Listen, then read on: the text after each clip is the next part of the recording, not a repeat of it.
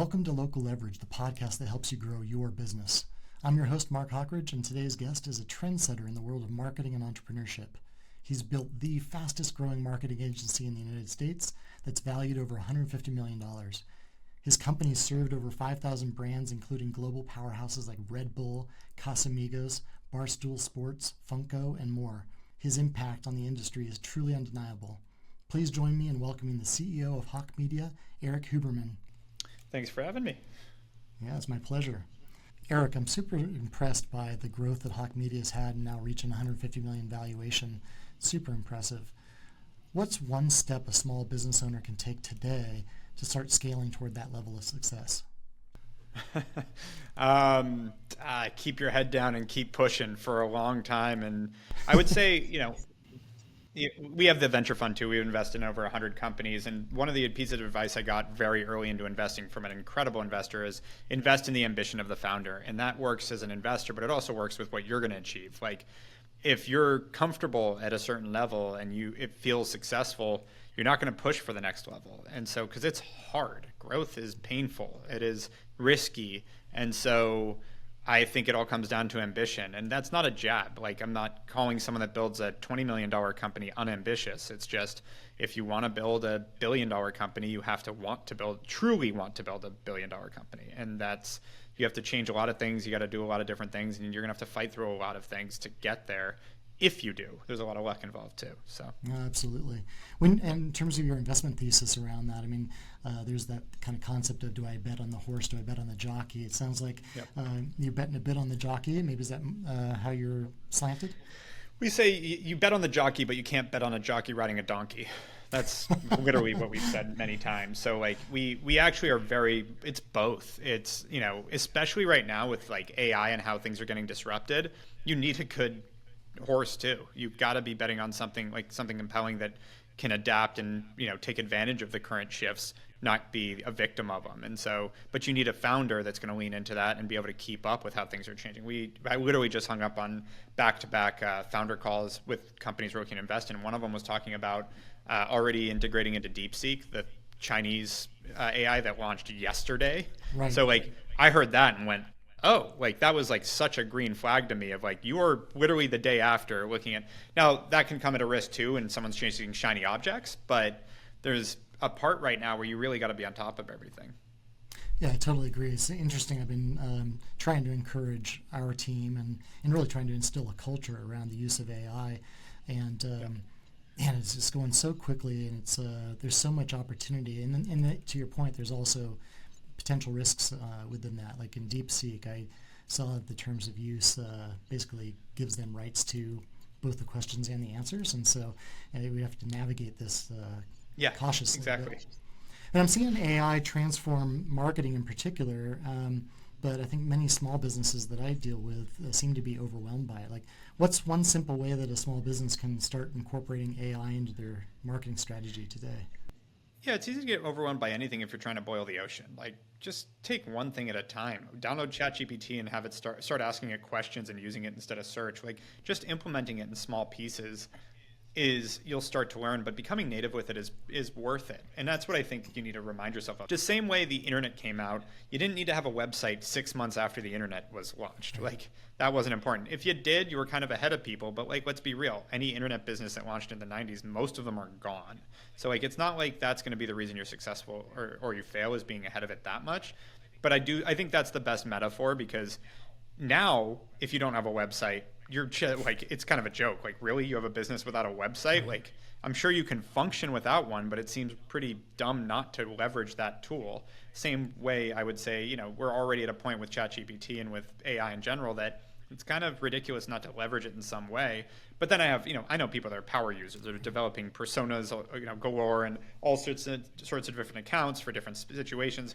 I just talked to a guy that like literally does his financial review in ChatGPT every week and uploads his P&L. And to me, it's, you can do that. It's impressive, but that's a lot of time invested in that versus something else too. So it's not necessarily a necessity, but the guy's probably getting a lot of insight on his finances that he might not have otherwise had. And now you've got this really fast thinking AI tool that thinks logically, telling you all the things you need to be looking out for, watching for trends. Like, there's something really compelling there that I'm actually actively looking into too. And then there's the other part of AI. It's not just leveraging these LLMs.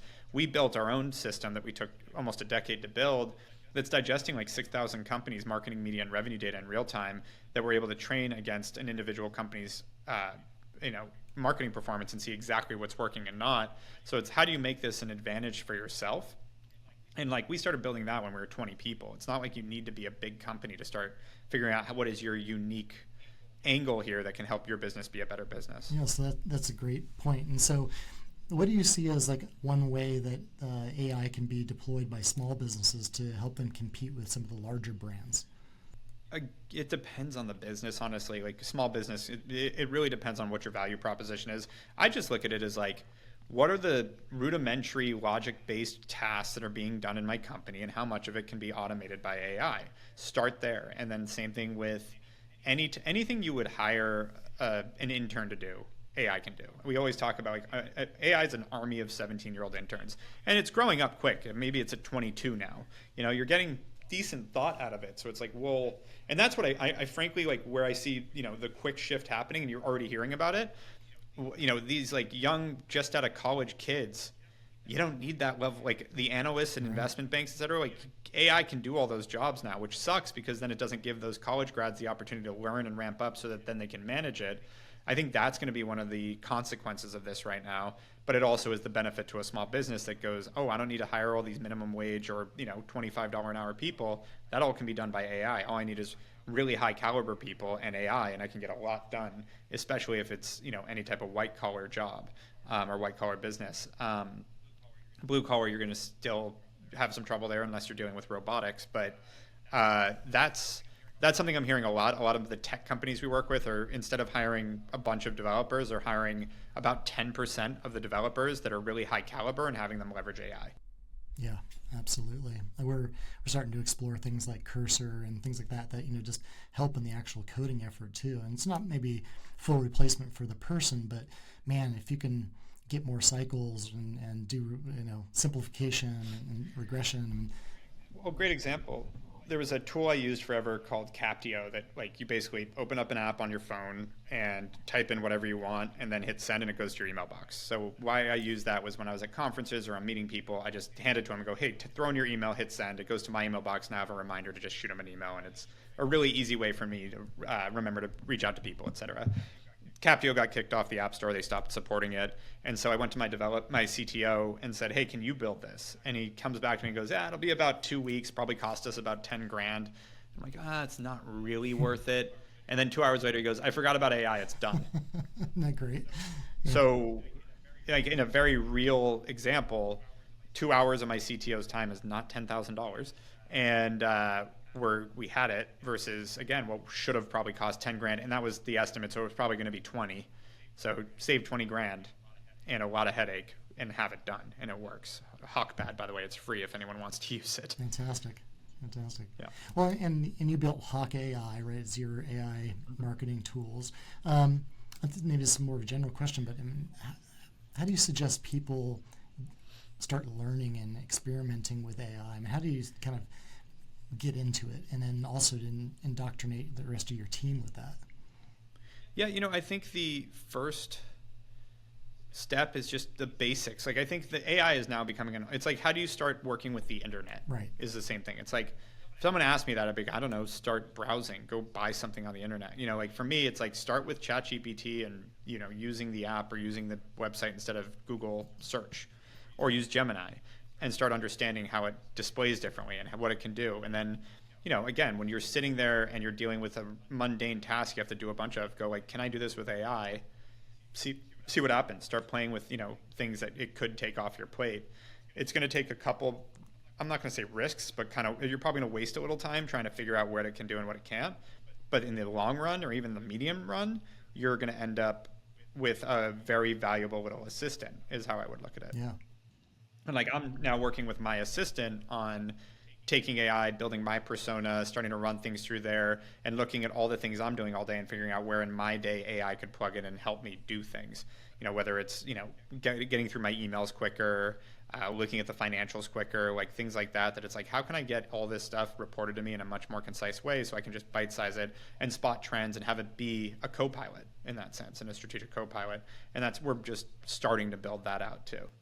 One of my counterparts, another CEO of another SaaS company, was telling me that he has encouraged everybody just to have a little post-it note on their display that says, how can I use AI to solve this current issue faster? And it's like a constant reminder, like, hey, exactly. Be curious and dig in. And that's it. I mean, and again, this AI, this all-in bucket of AI is a little bit of a risk. It's just like it always was with software. Is there software that can make this easier? Are there machine learned tools, et cetera? It accelerated pretty fast, but it's the same thing. You know, as we're sitting here on Riverside versus me or you flying to each other and sitting down and recording on mics in person on a, mixing with a mix panel and all those things, like you don't need any of that anymore because of technology. And this is just another step in technology that it's like, okay, well, what does this make possible? Yeah. And how do I train? Like, that's the one thing I've seen the mistake with AI is, how do I do the same thing but with AI versus what can I do differently because of AI? So instead of like, and I see that a lot. Like, I'm trying to think of a good example. I'm sending 300 emails out, can I have to all these people, can I have AI just send them out for me, as opposed to, I'm staying in contact with these 300 people. What can AI do to make that contact better?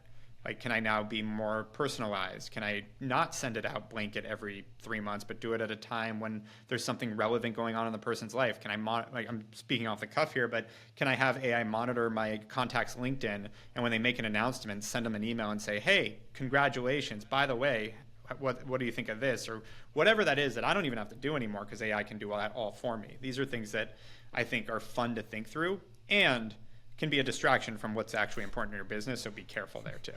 Yeah, for sure. It can be a time suck. I think I lost all of last weekend geeking out on it. Yeah.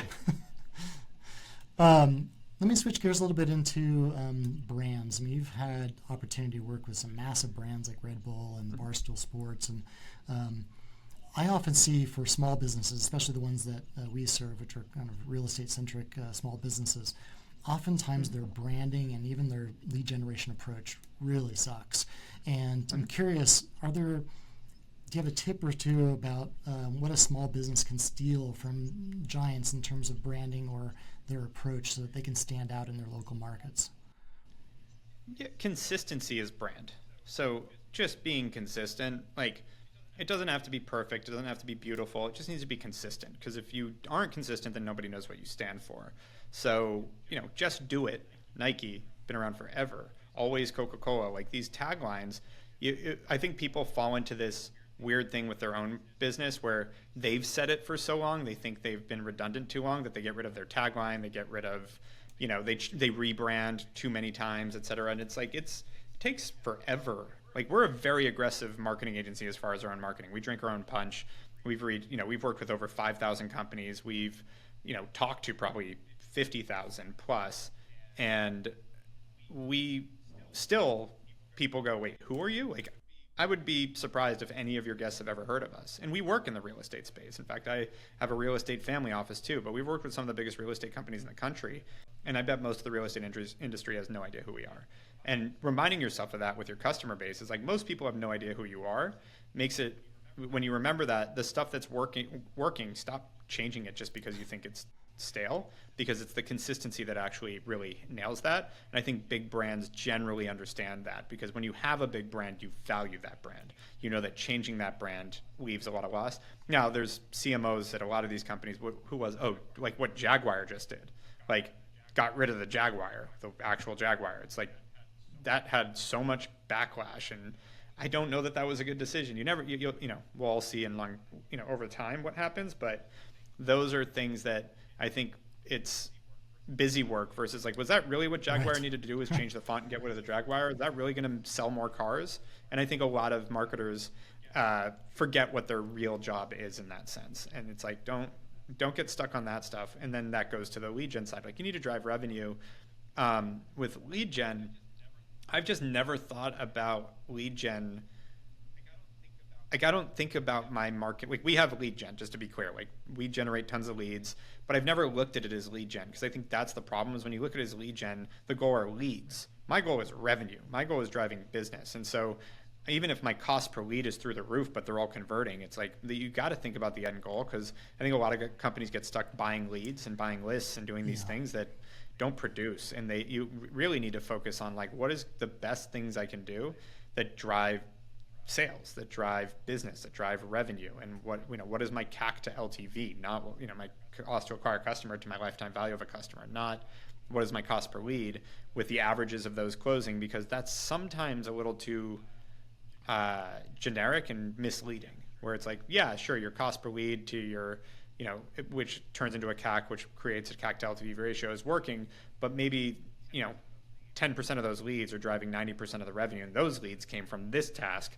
The other 90% came from your, your affiliate marketing that's actually not getting you any closes. So it's really figuring out where those are coming from, what's driving revenue, what channels, and having a little bit of a deeper look.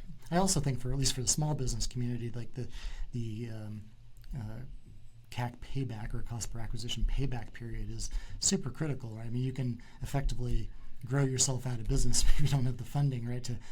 If that cash to cash cycle time's too long, The cash to cash, that's totally important, and I think most people miss that. It's a great point, because I think a lot of marketers miss that factor, that there is a payback period. On top of that, there's a purchase cycle. From the time they see you to the time they buy usually takes a period, and you have to be very clear on that too, because these are all working capital constraints. You may have great CAC to LTV, but exactly what you just said, from the time to close could be a problem, and the payback period after that close could be a problem. Yeah. But I was thinking about the brand in the Jaguar thing. I don't know if you saw, like last week or week before, Walmart modified their logo, and it's almost indistinguishable. I was gonna say that felt like something straight out of a comedy. Like, we have redeveloped our logo. It's the same thing.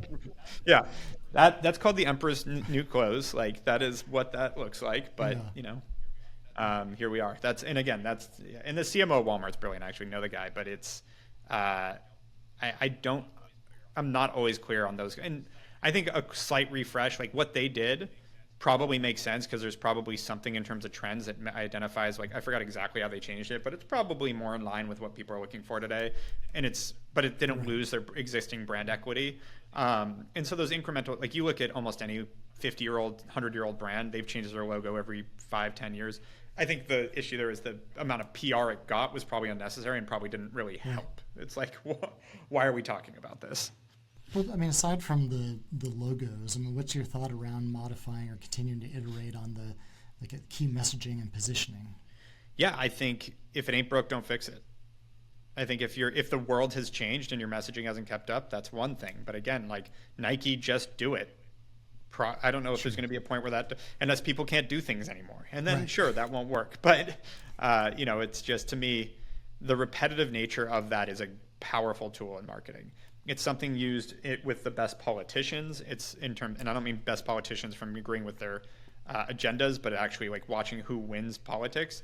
It's, whether it's Make America Great Again or Hope, sticking to a message that really resonates and just saying it over and over and over and over again.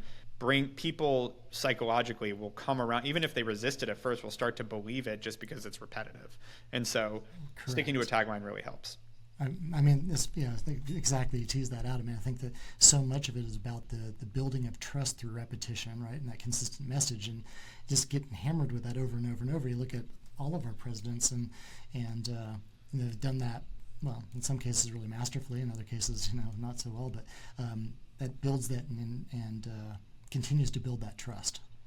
For small businesses that are trying to, slog it out with some of the bigger organizations, are there ways to play a different game and win with kind of a local presence and local branding that large companies can't achieve?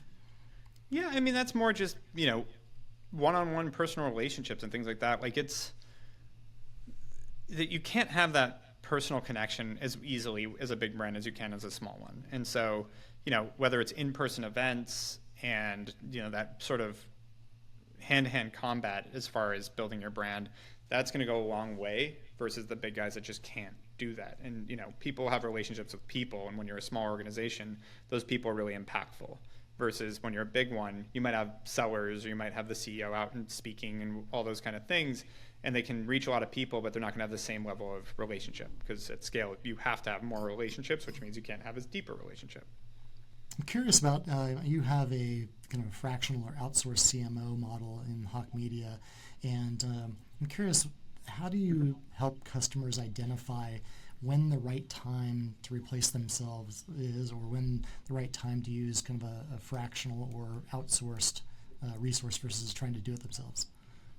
Well, so it depends on your skill set. Everyone's different. If you're a founder that's really marketing forward and understands everything about marketing, then yeah, you should focus on that and outsource the other things. Like, to me, as a CEO and a founder, you should continue to double down more and more on what you're best at and what you can do that no one else can, and bring on other people that are better than you on the other things.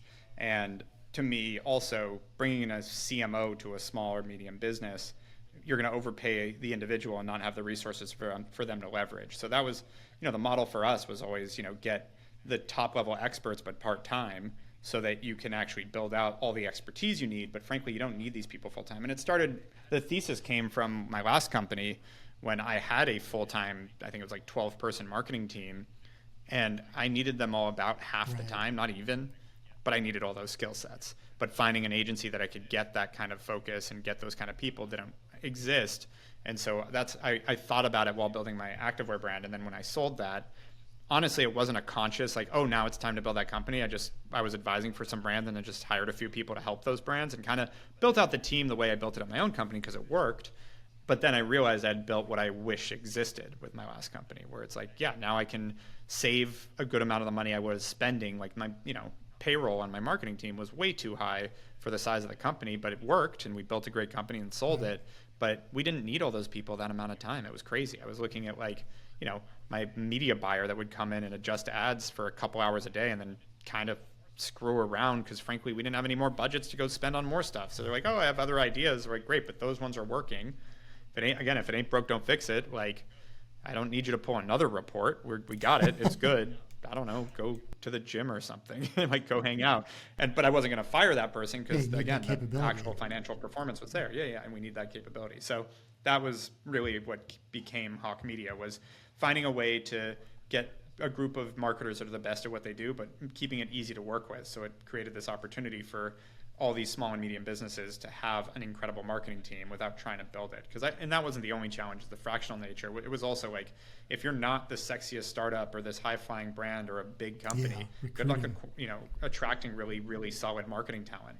Like, marketers want the hype company that's on a rocket ship. And if you're not that, it's really hard to attract. And then that ends up being a self-fulfilling prophecy, because if you're already not the sexy company that's hard to market, well, now you can't even get a good marketer. Like, you end up being miserable in that sense too. That's a great point. Do you see that for your clients, and this serves as kind of a stepping stone then, where at some point, based upon their growth, I mean, they may then go from fractional to full-time, and it's just kind of a process? Yeah, and the fractional CMO part is just a piece of what we do.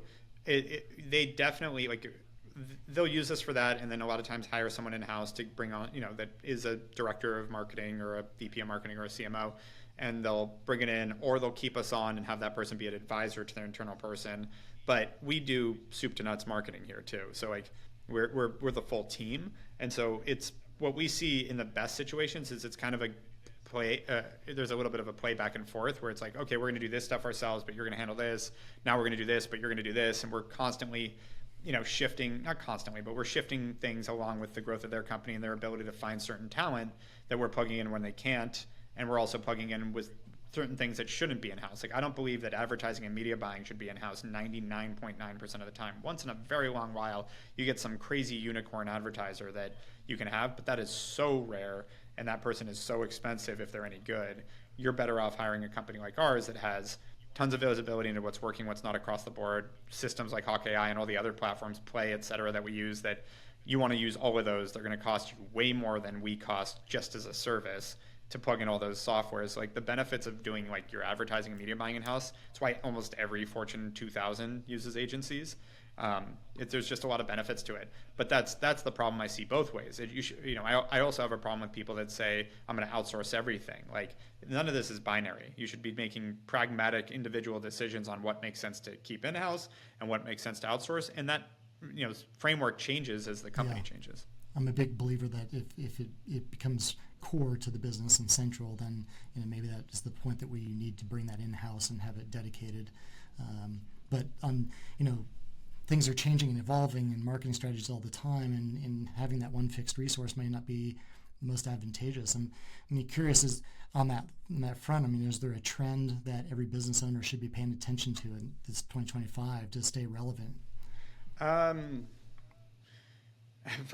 paying attention to TikTok. It's a really great marketing platform, but we'll see what happens in the next 70 days or whatever it is now. And AI, again, is going to create a lot of efficiency. The interesting thing about these new tools and innovations that have always come up is it's an equal playing field. So as long as you leverage this stuff better than the person next to you and your competitor, you win. So the idea that you have to be perfect at everything is a fallacy. The idea that you have to be better than other people, that's true. So, that's where I have a lot of confidence in the space. Is I'm very confident in myself and my team's ability to adapt and change and figure out how to make things work where they are, versus the other people out there that are very much stuck in their ways and doing the same thing they did 20 years ago. And so we've made a very innovative culture here, especially with the investment side and the tech side that we do, that just has forced a culture of adapting new things, checking out new platforms, and really staying on top of it. And so I would say just doing that in general, the speed of innovation continues to accelerate. And so just getting used to being uncomfortable and getting used to having to step out of your comfort zone, and stability is not really a thing. I think it's driving a lot of people nuts, but it's just a reality of our society now. Yeah. I feel like what you said there is really empowering. Like, you don't have to be the best. You just have to be, as good or better than your competition. Yeah, it's the old joke. A bear's charging at two guys, and one guy bends down to tie his shoes. The other guy goes, "You can't outrun a bear." He's like, "I don't have to outrun a bear. I have to outrun you." Like, same thing.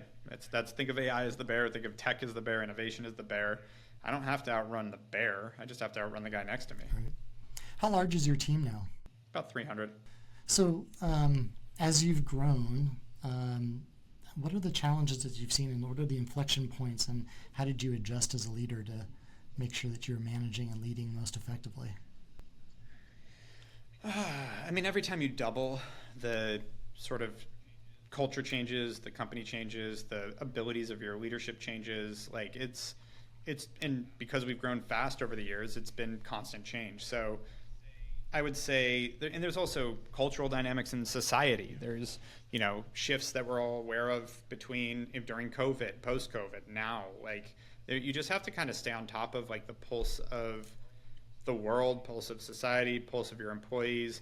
But at the end of the day, I've always believed, and I think there's a lot of consensus around this, that culture trickles down. It comes from leadership, and that's what there's a lot of different cliches around that. Like, what is it? What you manage is what you get. What you accept versus what you there's all sorts of things like that. I also realized after, there was a period where I really wanted to make everyone happy at the company, and it was like focused, and this is years ago now, but focused on, like, every complaint we got, we took seriously, and we tried to, like, fix everything for everyone and please everyone. And you start to realize, like, we then were turning into a company that I didn't even want to be a part of, nor did any of our top performers, because we're frankly managing to the lowest common denominator that all they did is complain. And so I went the opposite. I kind of swung back the other way and went, this is who we are. If you don't like it, you can leave. And not in a shitty way. I'm totally happy if I have never been offended by someone leaving Hawke Media because it's not the right place for them. And I changed our tune to that, and we ended up in a much better place culturally when we were able to be like, this is who we are. It's up to you whether this is what you want to be a part of. And so really defining that from the top and managing to that, whatever that might be for you. I always go back to companies fail for two reasons. That's it. Two reasons. Number one, they get underwater financially, whether it's you took on too much debt, you raised too much money and can never pay back your investors, you get underwater financially, you take on a bunch of liabilities and you can't afford them. Like, that's number one. The only other reason companies fail, leadership burns out and quits. That's it. I've really spent a lot of time trying to find a third reason, and I can't find it. So if those are the two things, then to me, the way I survive, which survival and longevity in a business is a great way to be successful, is don't get underwater financially, keep manage my finances, don't take on a bunch of debt and do anything too crazy. And the other piece is don't burn out. Make this something that I want to be a part of, that I want to maintain, and and also know that I own my destiny. Like nobody forced me to start this company. Nobody forces me to run this company. And so knowing that this is an option and this is something that I chose to do, now how do I make this something that I wake up every morning excited to do? And what are the things that are detracting from that? And how do I fix those things? That is a constant focus of mine. And I'm not always perfect at it, but it's something that I really fight for, which continues to mean that I have something that I want to be a part of. And that's been a really big learning. We just turned 11 years old, and over the past 11 years, that is probably the thing that has let us survive, is that when I started finding myself not enjoying it, which we all go through cycles, forcing myself to be the one to fix it and being like, oh, this sucks, this sucks. I can sit here and complain, or I can do something about it. And changing the things I can control and identifying those things. And it's not easy. I'm saying it's a lot easier said than done, but I think as an owner, that is your job and your priority. And then the last piece of it is, I don't know what the average income for an entrepreneur is. I don't think it's much different than the average income in the US, but the ability to earn is much higher. And so I've always looked at this as, I'm going to work like most won't so I can live like most can't. So when I'm going through the ringer and when I'm dealing with shit that I really don't want to and I'm stressed out, a good example is I spent this weekend on my 9th annual trip to a heli snowboarding with 48 other entrepreneurs, or 47, I was 48th, that I've been doing this again for 9 years. And I'm standing on top of a mountain in eastern British Columbia that I got to by a helicopter. And I'm like, yeah, this is fucking cool. And, there were fires to put out and I had to work while I was up there and I had to get back on, on Monday, and I landed at 10 a.m. for a full slew of things I had to deal with. But I got to go do that. And like that reminder is so empowering in the sense of like when you're facing, Elon Musk said that entrepreneurship is chewing glass while staring into the abyss. Like that's a little dramatic. I don't think it's that bad, but there's times when you're just like, this sucks. Like it is hard. You're dealing with way bigger problems than most people deal with. And because of that, reminding yourself to why you do it, I think is really important. Take me back to, as you talked about making this really intentional shift with culture and being unapologetic about it, what did that look like? Did you just take some soul-searching time for yourself and then come out and say, here's what it is, and then how did you articulate now this new culture and vision to the company? I don't know if I was perfect at that, but I honestly just stopped placating and started, and there were a couple triggers for that. It was really in 2020, we ended up with a very, lack of a better word, woke culture. We supported BLM and donated it and talked about it. And I felt like our Instagram became a spokesperson for the next, cause in society. So it was like Stop Asian Hate and BLM, and there were several others. And then I'm Jewish, and there was a period in 2020, this is before all this recent Palestine-Israel stuff, but there was a period where there were Palestinian supporters running around LA and New York, picking up random Jews off the sidewalk that were wearing yarmulkes or whatever and beating them up. And what I found was it wasn't on the news. I knew about it because I had friends. I'm in LA and I heard about it from friends in New York, et cetera, and I saw on their social medias, but it wasn't reported on the news. And when I brought it up to my team, like, hey, we got to make an announcement about this, I was met with, well, it's a little controversial. I'm like, that Jewish guy has nothing to do with what's going on in Israel. That guy's maybe never been to Israel. Like, what are you talking about? That's controversial. This is not okay. And when I saw that, I was like, this is all performative. This is not because we actually care about people and what sort. This is all people falling into the next outrage culture, people bored in COVID and at home and they wanted to be angry about something. Like, I'm not saying all of it, the whole cause was wrong. I'm just watching what, like, all these companies making announcements. It's kind of like, the companies that changed their logo to a pride flag during June, where it's like, and what else have you done for the gay community? Like, what did you do the other 364 days? And so when I started to see that, that was the first step of like, we're not doing this anymore. Like, we'll support causes. Like, we've always stood really behind education as the cause we want to support. I'm like, we'll keep doing that. We'll do pro bono work for really cool causes too, but I'm not going to be the spokesperson for the cause of the day. This is dumb.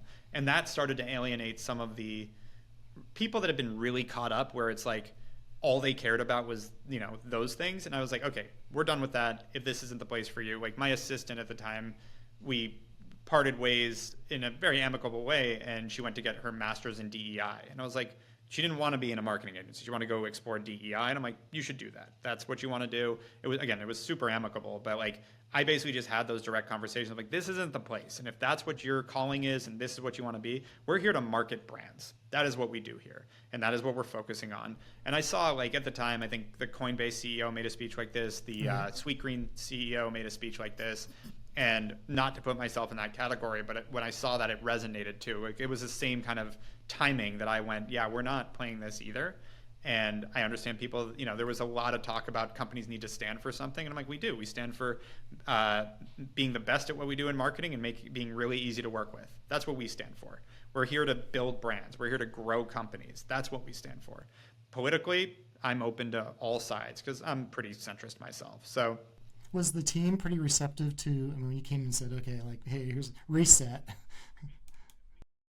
It was perfect because we frankly had a small group of very vocal people that were causing everyone else to not really, like, they were causing problems with everyone else. Most people were here because they wanted to do marketing and grow brands, and like, that's why they signed up. And they're like, what are we doing now? Why are we focused on this? And there were, I think most people, like myself, were supportive, but at some point you start to go, aren't we here to market companies? Like, what are we talking about? And so I think there were a handful of people that thankfully self-selected out. And then most people, we saw the high performers feel like they could perform. And that was, I think, the problem is, like, we started to incentivize and promote this thing that didn't actually drive the company's success or our client's success. And when we got back to focusing on what's important, it invigorated the people that created that, the people that were the performers in that situation. And so that was the reward I needed, because up until then I had, again, always placated to the vocal minority and the people that were complaining or saying we needed to do something. And I cut off a lot of, like, we had an anonymous complaint box that was just useless because people would complain and then we didn't even know how to address it. Because sometimes the complaints were just miscommunications. Like, no, that's not actually what we're asking you to do. But I didn't even know who to respond to. So then we get on our all hands meetings and we're addressing these complaints where 99% of the staff already knew the answer. And they're like, what are you talking about? Why are we? And so then you feed, there's that whole wolf thing too, where it's like whatever you feed is what grows.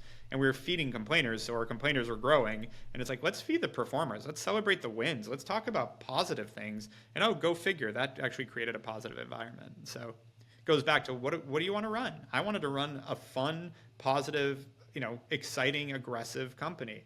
And if that wasn't exciting to you and that's not what you'd be a part of, please, like, we're happy to help you find another job. Yeah. But I think that's the magic, at least in my experience. Like, when you can establish that clarity and people internalize it, and to your point, some are going to self-select out. That's a fantastic thing, though, right? When now you can get momentum around the core beliefs and the mission that you've established and let everything else kind of fall to the wayside, like, that's a force multiplier. I just want to jump back to kind of that chewing glass and staring into the abyss. Certainly, just owning a business or being an entrepreneur is tough, but a scaling business often comes with a whole different set of sacrifices and a learning curve. What kind of advice would you have for entrepreneurs to kind of prepare for a scale and how to manage that transition to those inflection points you talked about? Yeah, don't be over proactive. I think that's one mistake people made with scale. They think that, we're definitely going to double next year, so I'm going to build a team and an infrastructure for that double, and then it doesn't happen and you're underwater. I've seen that mistake happen too many times. So I think being very quickly reactive has been where I've been the most successful, where it's like, this is happening, make the moves you need to support it now. But so staying on top of your numbers, understanding your projections, understanding your pipeline, understanding what's coming, so that right when it hits, you're ready, and being ahead of it, but not too far ahead of it that it's costing you, like, the assumption of, like, we should ramp up the team for when we grow. Right. No. Right. I don't agree with that. I'm sure some people it's worked for, especially if you're funded, but like, this is bootstrap, by the way. We've never raised money for Hawke Media. So, like, good for you. I've always built it on its own cash, and it's caused a lot of, it causes stress, but it also forces a much better behavioral pattern in terms of, we're not hiring today because we don't have that business yet. Oh, you think we'll have it next month? Well, let's see. And sometimes it happens, sometimes it doesn't. When it happens, have a pipeline, have talked to people and be like, hey, we should be having an influx and we're going to need someone here. We'd love you to start in the next month, but I can't promise you that. So those kind of conversations, like, be comfortable being uncomfortable in that sense. And I think that is the way to prep to scale, is understand what the landscape will look like if it works out, and get ready for that and know what those pieces are. So it's more of just a, pressing the button, like, okay, it's time to implement X, it's time to do Y, versus trying to figure out as you're growing, right. Like, what does that plan look like? If you do double your business next year, what does your staff look like? What would make sense there? And again, you can shift this, but at least have a framework that you think you're working within, that will help you not have to like figure it out, as you're going. But then again, if you think your staff needs to look like this next year, if you double, don't hire them now and then hope you double and hire them along the way, kind of thing. Absolutely. Is there a fear that you had during your scaling that you look back on and think, boy, that was irrational? I mean, it's there, yeah. I would say the biggest time, I didn't feel much fear from most of the business. I was just like, I actually had more of an attitude of like, if it goes to zero, I'll be fucking fine. Like, it was just like, we're going for it. Like, I'm just going to keep pushing. But once it got big enough that I like felt like I had something to lose, the irrational fear of when you had like a bad month or a downturn or something miss, that it was the start of a spiral. And that is the irrational thing that I still have to remind myself sometimes when I get like a bad piece of news that is the news. The news doesn't get worse than that. That's what happened. You'll figure it out. This is what it looks like. It's not like that's the start of 15 other things that are going to hit you right now that are going to just end your entire career. Because I think we all, if you've been in business long enough, you've been punched in the face a lot and you're kind of waiting for the next punch. And so when you get hit, and you're waiting for the next punch, you get hit a few times, and it can throw you off. But once you've been through it a few times, and you've been through what you think is going to be an unmitigated disaster, and you might lose your business, and then you don't, that also makes you more sturdy on the next one. You're like, it's fine. You do this. You start to learn through experience that, God, like we had our first down year in 22. That was year 9. And then 23 was a down year. 24, we caught right back up and beat our past those 2 years. So and it was a lot to do with, there was 2 things. We cut a bunch of unprofitable revenue and got rid of that. And the market was tough. The interest rates went up. Everything slowed down a little bit. And so I had never experienced that. And again, when you start seeing it decline, your view goes to like, well, does this go to zero? Like, right. I've never declined before. When does it stop declining? Like, you draw a trend map. Like, I've been drawing a trend this way the entire time. What happens when the trend starts going this way? Does it stop? And then again, you work your ass off. You figure out how to, make things happen, and it does stop, and it does start going the other way. And once you learn that, once you have that experience, I think the next time and it hasn't happened yet, thankfully, but the next time we end up experiencing some sort of decline, gave me solace that Google and Facebook also had revenue decline in that period. But when you see that, you're like, oh yeah, this is what we have to do. This is how we fix this, and this is part of business. And these are all. But the first time you get a lawsuit, you're like, oh, the world's gonna fucking end. Right. How am I gonna ever afford this? I'm gonna lose everything. I've heard about these lawsuits. You're gonna spend 8 years fighting with a lawyer and spend millions of dollars. And then nothing happens, and it's totally fine. And then the next one, and then you get to the point where it's like, oh, this is part of doing business, and it sucks that we live in a litigious society. But yeah, back to the point. You go through this, it builds resilience, and over time, you just get more level-headed about all this stuff. And going back to the point, it still is annoying, so you got to find the other ways you enjoy the business to make it worth it. If you're getting up and just putting out fires all day and dealing with lawsuits, you're going to get miserable. So you got to find the things that bring you joy in the business and focus on those, and frankly, build cushions around yourself that you don't have to deal with the shit you don't like. Eric, I want to thank you for the time. This has been a great conversation, and love your insights. And again, congratulations on all the growth you've seen. Seems like you've done it a number of times now with different business models, and so you're onto something. If you found this episode valuable, please subscribe below and make sure to share it with any friends and colleagues.